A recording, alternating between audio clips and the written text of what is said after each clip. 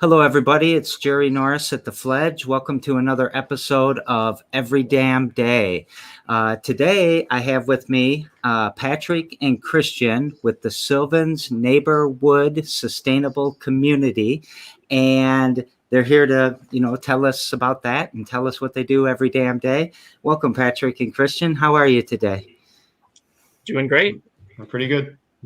So we were kind of talking before the show. This is the first time I've ever had two people on, which I love because, teamwork, doing a project by yourself is usually not the greatest idea. So whenever you start to build a bigger team and build a bigger community, your brain gets bigger, your skill set gets bigger, your shared experience gets bigger, and that inclusion and diversity starts to really click and create a sustainability, serendipity, strength, resilience, all of these things. So I know about your project. I'm in love with your project, and I can't wait for you to tell everybody about it. So if you don't mind, would you tell everyone listening or watching what your project is and a little bit about you guys? Glad to. And I really thank you for all your work, Jerry, and it's been a pleasure working with you in the past. But yeah, our community is Sylvan's NeighborWood. It's 22 acres just out of Chelsea, Michigan. But I thought I would start with just my own entrance into kind of community thinking. I was blessed to grow up in a very loving family and community. And when I came out of college, I wanted to start an intentional community because I realized that in community is how we heal. And with that social support network, we can flourish. But as I started to organize it, and over actually the last 10 years of organizing this community, I realized that not only can we heal each other in community, but we can heal our piece of the world. We can heal the land we live on, the systems that support us, whether it be energy systems, food systems, water systems, and governance systems and how we manage them.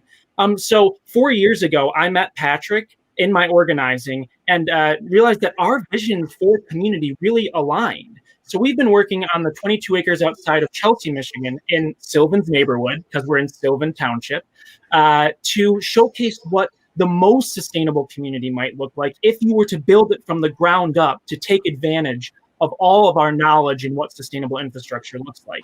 But Patrick and I are also really committed to working with any other communities who want to start up sustainable developments, whether that be on rural farmland like ours, or in communities that already exist with conventional neighborhoods and making them more resilient with food, water, energy, or social systems.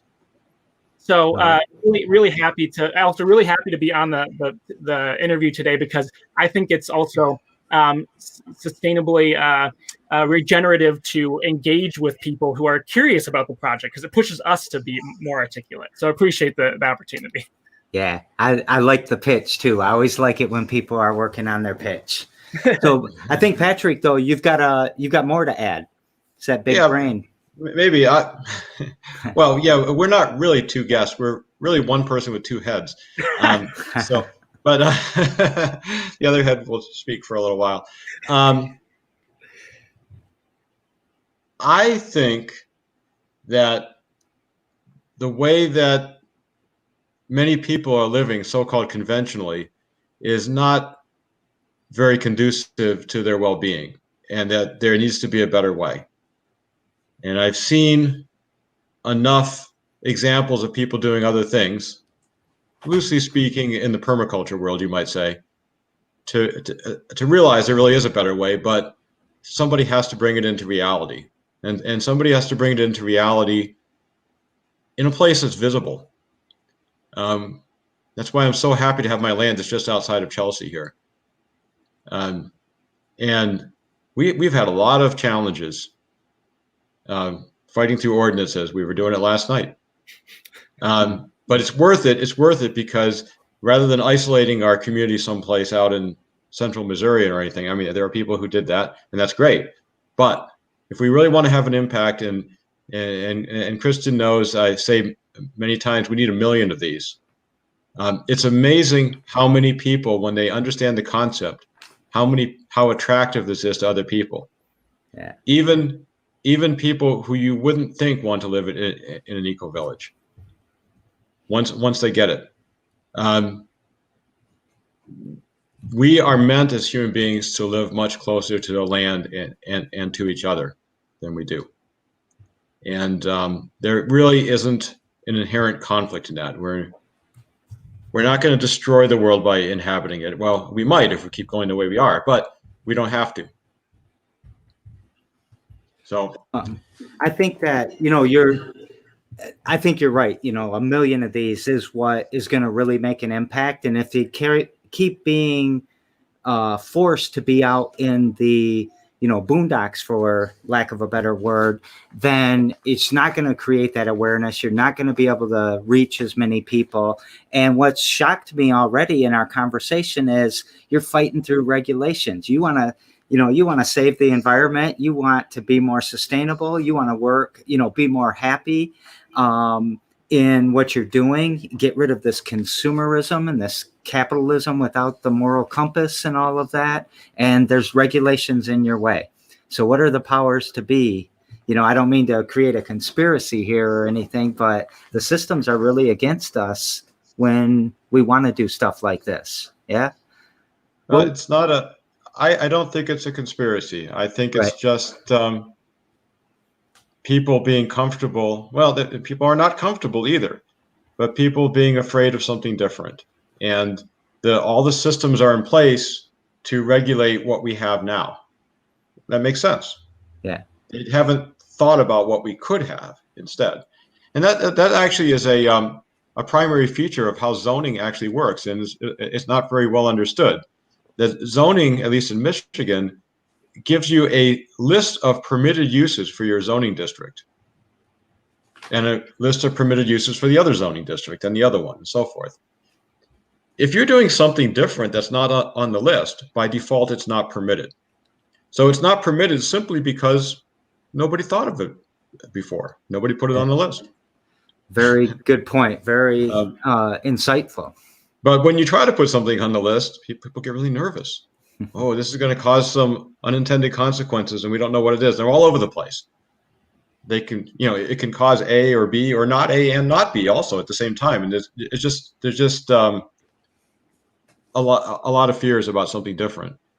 I have to say, though, again, like I said before, that a large number of people, privately, are not real happy with the way that we're living conventionally either, though. So we don't know what to do. Go ahead, Christian. Go ahead, Christian. I'm sorry, I don't want to go on. Yeah. That's all right. I also think it's a question of not only what people are used to, but what people value. And that really links into property values too. For instance, one of the things we're hoping to get within our community is allowances for tiny homes. But right now, the township only allows 1,000 square foot minimums. You have to build a home 1,000 square foot or more. And a lot of people are concerned about how that will impact their home living next to communities like ours. So it's what they value, but also they think about their property values. But part of the education is that showing that this actually increases the value of our communities by making it more inclusive for people to move in of a variety of different types of backgrounds and of different values. And coming together in that diversity actually increases community resiliency. Some things that people don't even realize are actually already allowed. For instance, straw bale construction is, in my mind, the most sustainable construction that we can do here in our climate. That's actually allowed by the construction code. It's just not on people's radar. But there's straw bale homes within 10 minutes of our property in Chelsea. Another thing is composting toilets. Also somewhat allowed, but it's about working with the county and actually engaging with the political structure to educate politicians on what's even already allowed, not even just making new things allowed. So it's been an interesting process. Okay.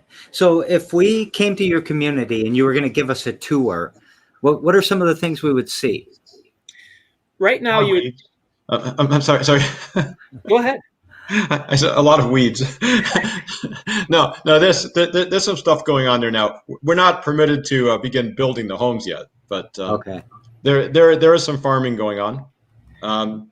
There's an area with 10 sheep right now. There's about 4 acres of veggies produce growing, and there's about an acre of fruit trees that we planted this year.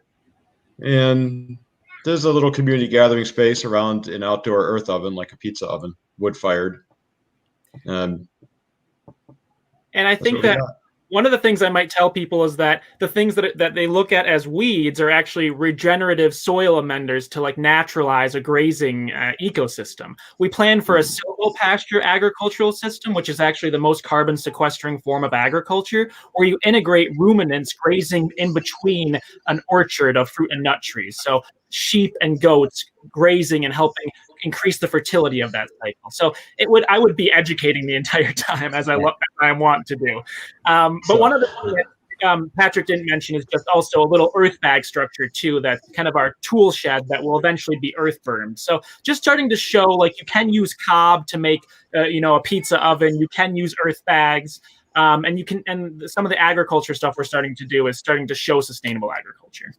Yep. And we've got the peach trees in the orchard, and we've got the sheep. We don't have the sheep in the orchard yet, because want to make sure that we protect those trees. But as Christian said, that's the long-term plan, because you get actually a higher total agricultural yield per acre if you stack those functions of the livestock and the trees.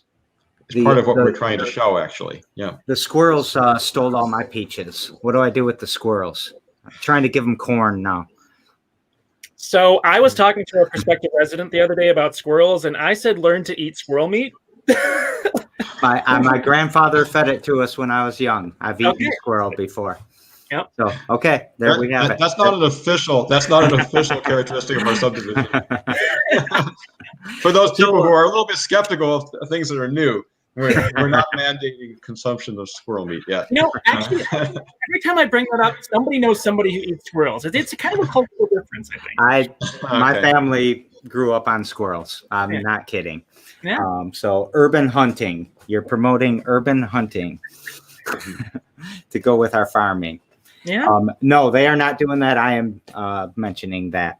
But as is the name of the show, what's something you guys do every damn day to push this needle forward? Patrick, do you want to? I mean, we were just in an ordinance change planning commission and township meeting last night about making this open space development option possible, or it's actually already legally possible in every single township across Michigan, but making our particular ordinance a little bit better. But I think Patrick can speak to how much relationship building is required to push the needle on some of these policies. And I think that relationship building is an everyday practice. Yeah, the real everyday thing, I mean, at the physical level, is you got to go out there and take care of the sheep every day. I mean, you really do. That's really every day. But nearly every day, as Christian was saying,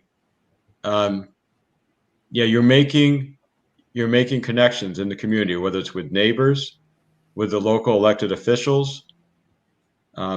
Even I'm actually managing the campaign of a local official right now, a local candidate. I don't like to talk about that stuff a lot, because to me, I'd rather be building the homes. I get frustrated by all the defensive actions we have to take to defend ourselves, why we have the right to exist. But yes, we're doing that almost on a daily basis. And hopefully after this open space ordinance gets passed in an acceptable form, we may have one or two more ordinances behind that, and we can get this all behind us pretty soon. Then we can focus on the real stuff. And I wish right now I was building a solar array to do solar irrigation water pumping. That's what should have been done about 4 months ago. We'll get to it. I'd rather be out there every day doing that. So if you interview us next year, we're going to show you the solar panels and the irrigation pumping. But I think back to your other thing that you have to do every day, or that Christian brought up. Maybe I'll also be talking to somebody who is out there planting the fields and building the houses, and that would be because you guys blazed that path. So to me, I really appreciate what you're doing. I'm sorry that it's the mundane, conflict kind of side of it, or defensive, you said. But yeah, building the houses and all of that, at least other people are going to be hassle-free in the future for you. And I really get we got chickens here, And people ask me, what do you do every damn day? It's feed the fish, feed the chickens, and take care of the cat. Those three things have to happen. It's feeding the livestock, but then also feeding the community by actually having those conversations. Yeah. And they feel a little conflicty, but it's maybe the compost of like maybe tough conversations into real relationships. Yeah. So every show, the person from the show before has opportunity to ask you a question, and then you're going to ask Effie, who's on my show tomorrow, a question. And yesterday, Joaquim with Timely Dining was on the show, and he asked the question to you, what are you doing with what you have?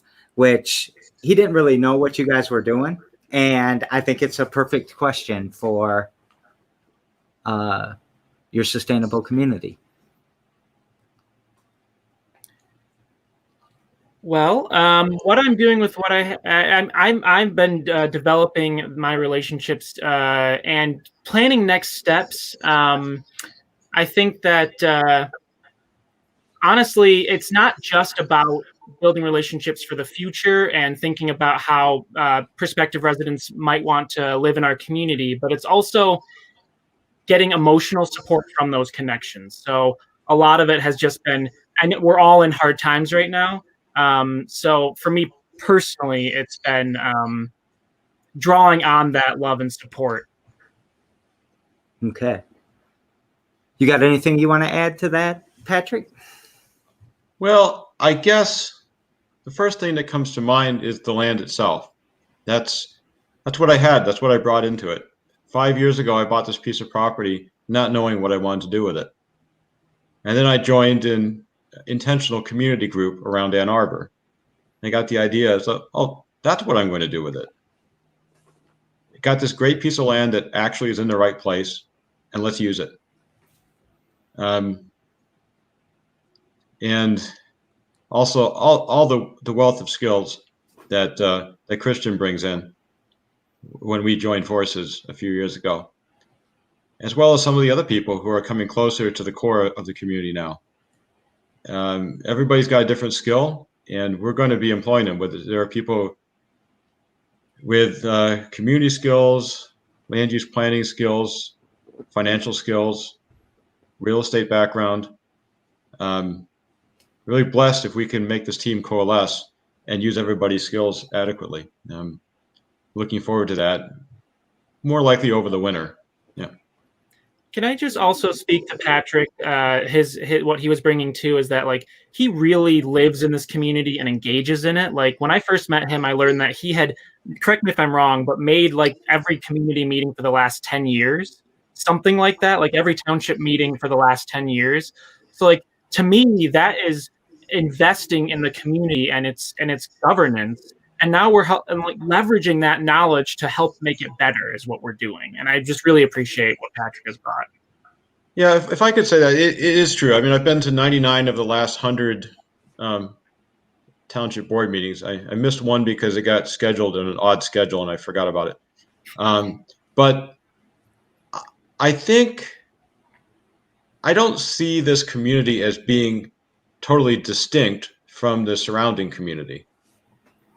I think it's just another living option for people in the Chelsea community. That's why we invited all the neighbors to one of our pizza parties one time. Did all of them come? No, about maybe 8 of them came. Oh, nice. I probably knocked on 20 doors, so it's not too bad. Yeah. So now tomorrow we have Effie. She's a young entrepreneur, and you have a question that you're going to ask her. So I thought to ask her, who is her community and how is she making it stronger? And I love that question. So also, as we've been doing, will you answer that question for your own selves? Patrick? Okay, say the question one more time, Christian. Who is your community and how are you making it stronger? Who is your community? Is that it? Yeah. Okay. Like people, the people in your community and how are you making them stronger? That's That's a really tough question, actually. Because one of my regrets is that we're not having enough social events to build our community, but we do have some. We're getting to know some truly like-minded people in some areas. And when we have a social event, usually around the Earth Oven, I feel like we are bridging some of the gap, some of the isolation that a lot of people are going through, especially this year. I only wish we could have had more of these events. There are people out there who have barely left their homes in the last 6 months. One of our people is right now in quarantine because his son tested positive. No symptoms yet, so yeah. I don't want to alarm anybody, but I think I think the question that Christian gave is something that we need to focus on more going forward, of actually building tighter bonds through our community members. We've really only just begun doing that, but the potential is great.